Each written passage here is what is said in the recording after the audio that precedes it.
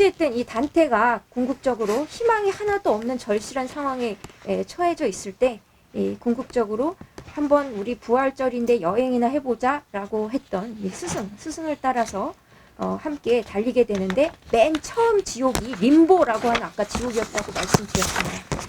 그 지옥에 맨 처음에 글씨가 뭐라고 되어 있냐면, 아무것도 하지 않는 자가 가장 나쁜 자다. 어떤 판단도 하지 않고 어떤 편에도 서지 않는 자가 가장 나쁜 자다라는 것입니다. 바로 여기 이런 표현을 하고 있는데요.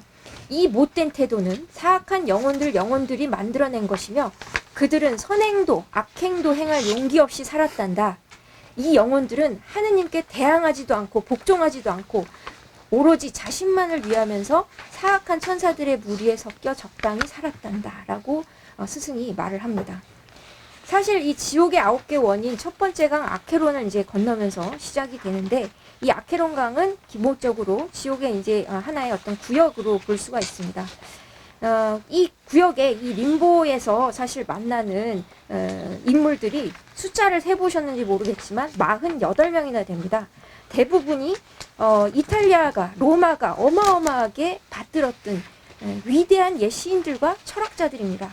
단테가 존경하는 호메로스를 비롯해서 그 밖에 수많은 애들이 이제 나타나는데, 이런 어떤 내용들이 당시에 그대로 우리 오곡에서 4, 5세기를 순례하는 단테가 마주하는 어떤 그 영혼, 특히나 이제 사랑의 죄, 헤어리치는 무서운 폭풍에 힘없이 쓸려가 버리는 죄인들을 이제 보게 됩니다.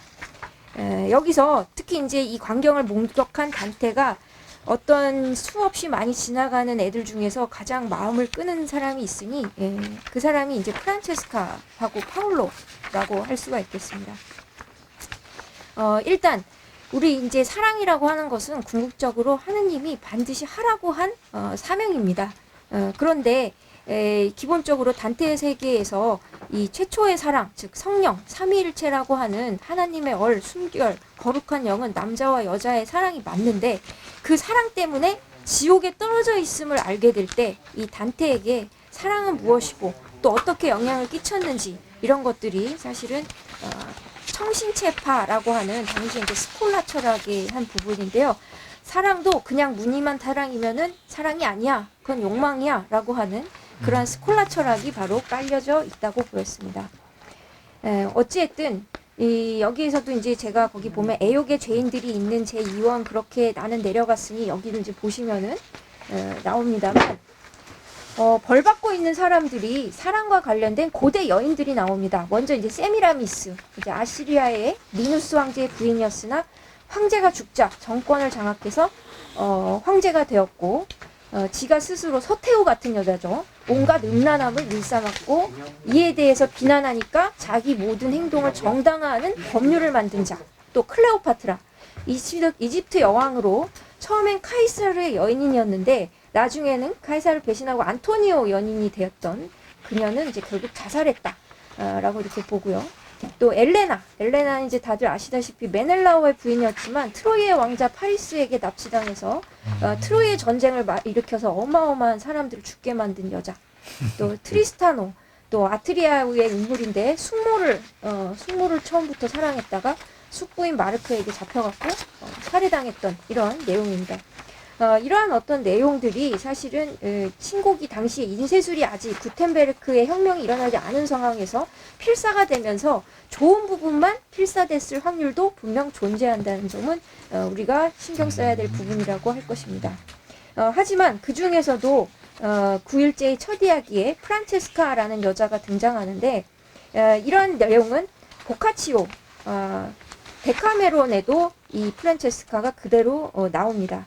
사실 프란체스카는 때에 따라서 보면 굉장히 불쌍한 여자인데요. 결혼 전에 양가의 어떤 그 공식적인 결혼전에서 만나서 결혼을 하겠다라고 했었던 사람은 파울로가 아니라 원래는 흉물스러운 외모를 가진 지오조토였습니다. 그런데 지오조토를 숨기고 궁극적으로 리미니가, 여러분들이 리미니라고, 저는 장지역의 가든파이브 리미니에 가서 스파게티 먹는 거 좋아하는데 이탈리아에 있는 곳인데요.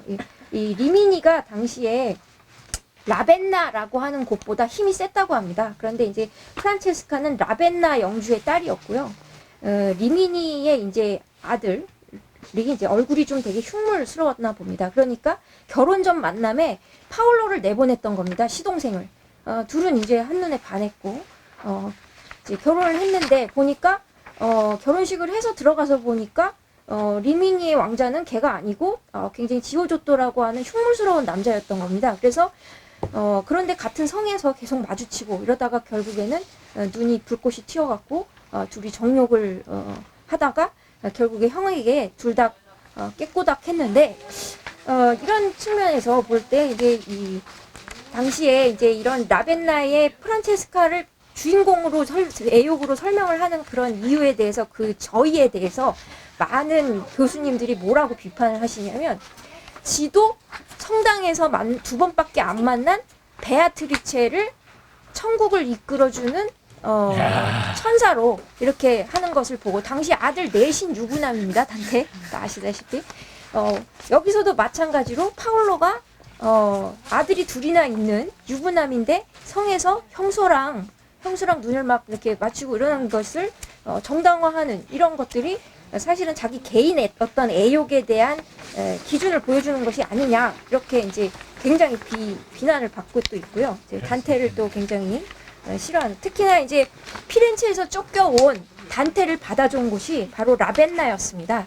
그렇기 때문에 라벤나의 프란체스카에 대한 동정심은 사실은 자신을 피렌체에서 숨겨준 라벤나 공국 사람들에 대한 어떤 연민, 감사함 이런 것들이 투영된 것이다 이렇게 보는 이런 학설들이 많았습니다.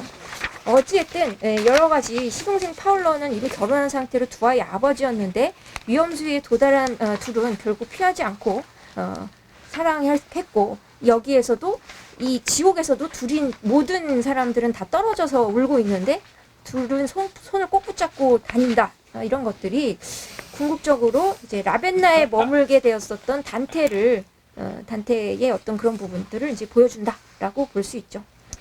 그 다음에 이제 또 보시면은 이 단테가 굉장히 3이라고 하는 어떤 숫자, 어떤 신학의 대중서라고 말하는 이 단테의 신곡에서 궁극적으로 소네트라고 하는 형식인데요. 소네트는 서로 운을 서로 띄우면서 외우기도 쉽고 한 명이 얘기하면 저쪽 편에서 반대편에서 비슷하게 같이 읽어주고 이렇게 말하기가 좋기 때문에 소설로 줄줄줄 쓰는 것보다 이렇게 시적으로 써서 곡으로 만드는 형식을 선택한 것이다. 그래서 이탈리아 문학에서의 어떤 소네트의 어떤 형식을 이후에 단테 이후에 유행을 한 예들을 이탈리아 문학들이 분석을 해놓고 있는데요. 어찌됐든 이 3계를 통해서 신이라고 하는 존재가 어떤 존재인지 라고 하는 것입니다. 궁극적으로 이제 방대한 어떤 우주 속에서 펼쳐지는 어떤 천국 그리고 이러한 천국은 9개의 하늘과 신이 머무는 10번째 하늘 엠피리오의 어떤 구조로 되어 있는데요. 거기서 이제 인간은 신께 가까이 있을수록 빛의 형상으로 존재하지만 그분에게서 멀어질수록 인간으로 돌아온다라고 해서 마지막으로 천사가 되면 빛으로 사라지는 이런 것들을 볼 수가 있고요. 이제 토마스 아퀴나스는 하느님을 이제 영광의 빛을 사람들에게 나누어 줄 수 있는데 바로 사람들이 자기를 버리고 남을 사랑할 때 온전히 그 사람의 편에 서서 사랑에 비례할 때 그 보상으로서 그 빛을 많이 소유할 수 있다 라고 해서 복음서에서도 빛이 되라 라고 마태복음에 나오는 것이다 이렇게 표현을 합니다. 어찌됐든 그 중세에 7가지 죽을 죄를 이제 씻는 7자 7자는 굉장히 행운의 어떤 숫자죠. 그래서 이제 사실은 그런 빛으로 가고 싶어하는 미친 듯한 단테의 마음 그리고 베르길리우스가 데리고 간 어떤 지옥의 심연에서 단테가 느꼈던 그 배신을 가장 최고의 지옥으로 결정을 하면서 또 그리고 고향 피렌체를 그리워하면서 복수의 칼날을 가는 자신을 대면합니다. 그래서 복수의 칼을 갈던 지옥 같은 현세를 내려놓지 않으면 결코 지옥에서 빠져나올 수 없다는 것을 스스로 자기가 자신을 극복하지 않으면 구원받을 수 없다는 것을 단테는 지옥을 보여주면서 벗어나고자 스스로 구원하는 모습을 담았던 것입니다. 어쨌든 신곡은 저승세계에 대한 어떤 이야기를 하고 있지만 궁극적으로 이 아리스토텔레스와 키케로의 도덕론을 근거로 했다라고 모든 학자들이 평가하고 있습니다. 왜냐하면 스콜라 철학의 7가지 죄가 바로 그가 만드는 죄로 연옥편을 그대로 순서대로 구성하고 있기 때문이기 때문에 많은 사람들이 신학의 대중서, 성경은 읽지 않아도 단테의 신공을 한번 읽어봐라 라고 했던 동시대인들을 계몽하기 위한 도덕적 논고, 또 이런 수식어를 붙이고 또 예정된 최후의 심판 이런 표현들을 지우게 합니다. 그렇다고 한다면 우리가 이제 스콜라 철학의 어떤 세계에서 이제 여러분들이 가장 이상하다라고 생각하는 것들이 이제 있습니다. 바로 인간이 이제 신의 존재를 받아들여야 된다는 것은 다 알겠다. 그렇지만 인간은 자기가 저지른 죄하고 마주하면 죄라고 하는 것은 일단 인간의 영혼에 얼룩을 남긴 거고 이 누적되는 얼룩들은 인간의 품위를 떨어뜨리고 또 영혼을 훼손하는 일입니다. 그렇기 때문에 얼룩을 지우는 일은 내세에서나 현세에서나 기쁜 일이고 토마스 아퀴나스는 신학대전에서 어떤 사람이 의롭게 되기 위해서는 자신이 저지른 모든 죄를 모두 기억해내고 혐오하라는 뜻은 아니다. 오히려 그는 자신이 의식하고 있는 죄를 혐오하고 다른 죄가 발견되면 어떻게 할 것인지 태도를 갖추라는 것이다. 라고 해서 바로 죄인들의 태도에 따라서 가는 지옥이 다르다는 것을 보여주기 위함을 확고히 하고 있습니다. 즉 림보와 6단계의 교황이 들어있는 지옥은 똑같이 신을 기만하고 하는 부분이지만 거기에 대해서 어떻게 인간이 행동하느냐는 바로 인간의 양심과 도덕의식에 바로 있다는 것입니다. 즉 인간이 죄에 빠지는 것은 양심의 소리를 외면하고 자기가 자신을 돌보는 시간이 없이 오류에 빠져서 계속 앞으로 달리고 있기 때문이기 때문에 나쁜 의식에 빠져도 좋다고 자신을 내버려 두었기 때문이라고 하는 것입니다. 그래서 인간은 이성과 함께 주어진 자유의지로 스스로 진리를 깨닫고 선악을 구분하려고 계속 배우려고 노력하고 자기 자신을 구원하기 위해서 이를 찾고 악을 피하려고 노력하는 실천적인 모습을 보여야 한다고 주장하는 것입니다. 그러면서 이제 여기서 이 총 100곡인데요. 전 이제 100곡을 다 거의 매듯이 읽었습니다만 이 100곡에서 2명의 여자를 다르게 평가합니다. 일단은 이제 아까 전에 만났던 5곡에서의 프란체스카랑 천국편에서 이제 살고 있는 피카르다라고 하는 여자가 있는데요.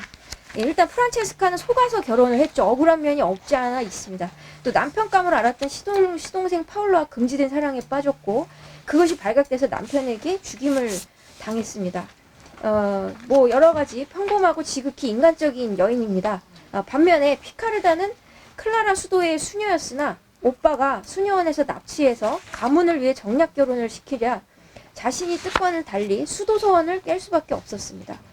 피카르다는 그것이 너무 가슴 아파하면서 결국 자살했습니다. 그녀가 천국에 있는 것은 의지의 고결함 때문이고 낮은 하늘에 10개 하늘이 있는데 그 중에 이제 낮은 하늘에 있는 것은 서원을 파기했기 때문인데 모두 다 이제 사랑을 선하게 뿌리로 보고 있지만 주님에 대한 사랑이 더 큰 사랑으로 보는 것이죠.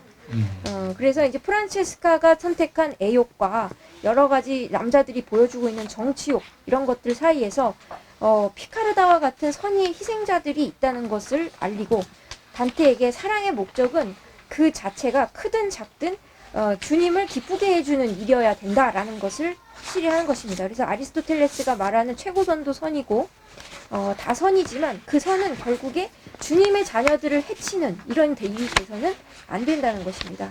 즉 신을 소망하는 열정에 불타고 있는 자신을 의식하면서 제가 어떻게 하는 것이 주님의 뜻에 더 맞는 일입니까? 라고 스스로 물었다는 것입니다.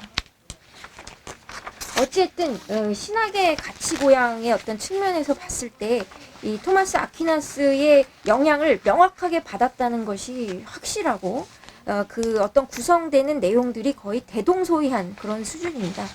특히나 이제 단테는 보카치오, 페트라르카와 함께 피렌체의 어떤 3대 인문주의자로 인정받는 사람입니다. 피렌체는 당시에 영국 런던을 떠올릴 정도로 자유상공업이 엄청나게 발달하고 부와 권력이 집중되어서 정치적 갈등이 아주 첨예했고 정신과 문화가 급격히 변해서 지금의 어떤 서울과 같은 이런 상황이었습니다.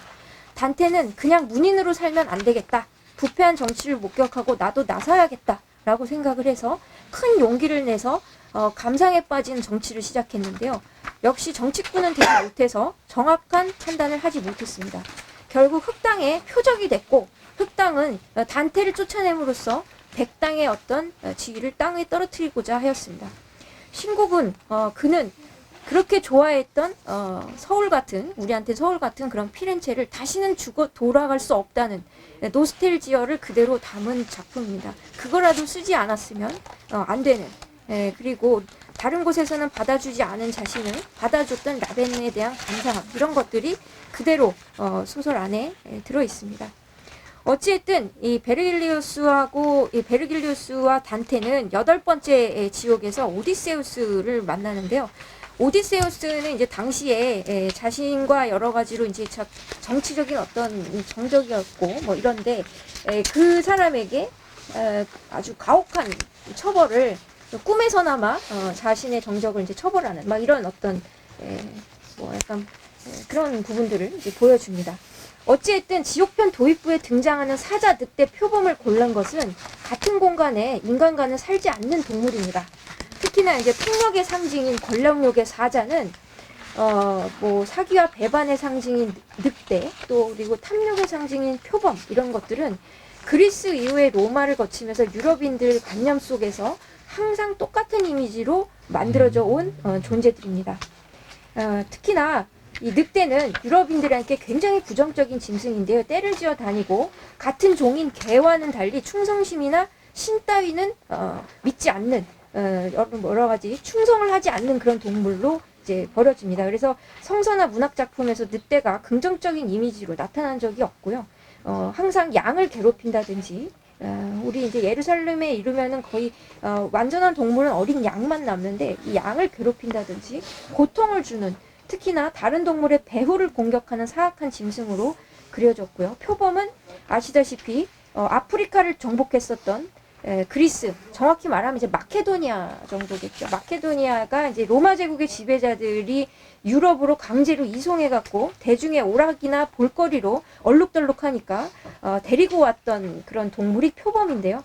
표범은 유럽 대륙에 원래 서식하지 않는 이방인의 동물이고요. 사자가 사냥감을 포획해서 배를 채운 다음에는 살생을 하지 않는데, 표범은 배고픔과 관계없이 공격하고 살생하고 괴롭히는 즐거움을 누리는 무절제와 탐식의 이미지로 그려져 왔습니다. 어쨌든 이런 부분들이 있고요. 그 다음에 숫자는 뭐 읽어보십시오. 이게 성경과 이탈리아 문학에서 항상 등장하는 상징이라고 합니다. 어찌됐든 당시에 이탈리아의 정치를 그대로 보여주고 있는데요. 기벨리니 당과 겔피당이라고 하는 두 당이 있었습니다. 기벨리니 당은 황제를 지지하고 더 이상 교황 너는 그만 일해, 우리끼리 해볼게 라고 하는 황제를 지지하는 서민당이 기벨리니 당이고요. 이제 겔피당은 이제 교황과의 유착을 통해서 여전히 어떤 귀족의 그런 권한을 지키려고 했었습니다. 당시에 이탈리아도 독일처럼 란트, 굉장히 다 분열되어 있는 형식이었는데요. 핵심적인 룩셈부르크의 공작인 하인리 7세가 혜성과 같이 나타납니다. 이 황제가 1312년에 로마에 이제 즉위를 하면서 궁극적으로 유럽의 평화를 시도했는데요.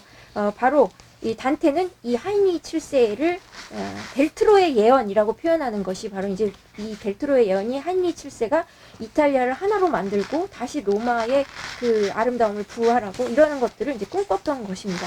너무 감상적으로 이제 꿈꿨던 것이죠. 어찌됐든 이 엄연히 문학 형상화인 픽션화를 거친 내용이라고 하더라도 베아트리체는 이제 상시에 사실 성당에서 한 2번 정도 만난 여자에 불과한데, 낯간지러울 정도로 계속해서 영원한 자신의 영혼의 위로자, 영원한 여인, 뭐 선, 이렇게 표현을 하는 것이 단테의 다른 어떤 문학에도 아내 젬마 토나티가 나오지도 않고 내 아들에 대한 애정도 전혀 나오지 않기 때문에 좀 이상하다, 이렇게 이제 많이 지적을 받고 있습니다. 그 밖에도 정치적인 어떤 부활을 하면 어떻게든지 피렌체로 돌아가려고 했었던 당시에 엄청난 단테의 노력, 또 그리고 교황청과 겔피 흑당원들에 대한 그냥 이유 없는 미움, 이런 것들이 여러 가지 단테의 권력욕을 끝까지 버리지 못했던 이런 내용들을 이제 보여줍니다. 그래서 전체적으로 정략적이고 어떤 감상적인 통일론자라고 이제 사람들에게 인정을 받고 있고요.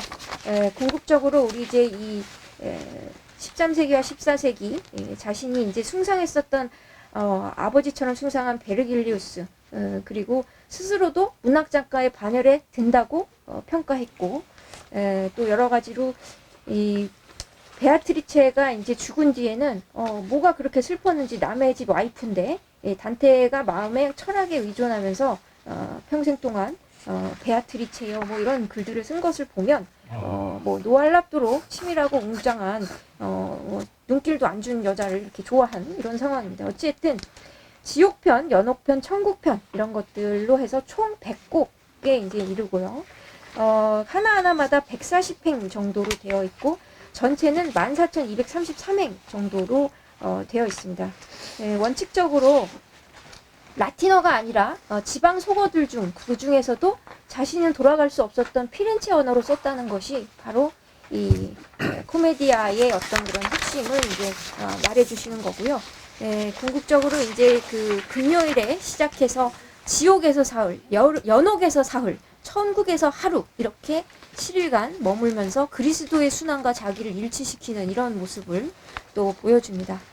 특히나 단테의 어떤 지옥 묘사가 궁극적으로 죄와 벌에 대한 부분, 특히 희망이 없는 삶이 어떤 것인지 이런 것들을 이제 느끼게 해주는데 대중들에게 손색이 없었다 이런 평가를 후에 받았고요. 궁극적으로 천국의 순수한 기쁨을 누리면서 성찰과 반성을 수행하면서 빛으로 해체되는 절대적 구원의 경지를 자기는 얻었다. 나는 너희와 달리 구원을 얻었다. 이런 것들이 이제 나오고요. 또 그리고 외부에서 보면 기본적으로 순례하는 단테와 기록하는 단테를 동시에 여기서 만나게 됩니다. 즉 천국에서 구원받은 영혼들이 우리가 생각할 수 있는 그냥 일반적인 시민이라고 하는 부분에서는 또 이제 서민 문학의 어떤 인정 이런 것들을 이제 볼 수가 있습니다. 전체적으로 이제 코미디아는 이제 시공간을 이제 멀리 떨어져서 여러 가지로 자신이 그 당시에 확신했었던 내용들을 펼치는 서사적인 부분이라고 볼 수 있습니다. 우리도 이제 사실은 처음에 54년에 브라질 원주민들이 카니발을 벌이면서 포르투갈의 어떤 주교를 잡아먹는 걸 보면서 서구가 너무 끔찍하고 브라질 원주민들은 한심하다라고 하였지만 그들에게는 존경하는 사람을 먹는 행위가 그 힘과 덕을 흡수하려는 경건한 행위였고 주교는 그대로 죽는 것을 기쁘게 받아들였습니다. 즉 예수 그리스도의 피와 살을 먹는 것이 이제 그분을 닮으려는 어떤 인간의 어떤 오랜 염원을 표현하는 모습과 크게 다르지 않은 그런 것이라고 볼 수가 있습니다. 뭐 이제 여기까지 사실 해갖고 여러분들이 이제 뭐 보면서 나는 어떤 지옥이 제일 무섭다. 또 어떤 죄가 가장 짓기가 쉽고 빠지기가 쉬운 죄일까? 또 어떤 죄가 가장 정말 대죄일까? 그리고 멋대로 남은 기대했는데 이에 부응하지 않았다고 그걸 배신이라고 할 수 있는가? 얘가 말한 가장 큰 죄, 바로 배신은 어떤 의미일까?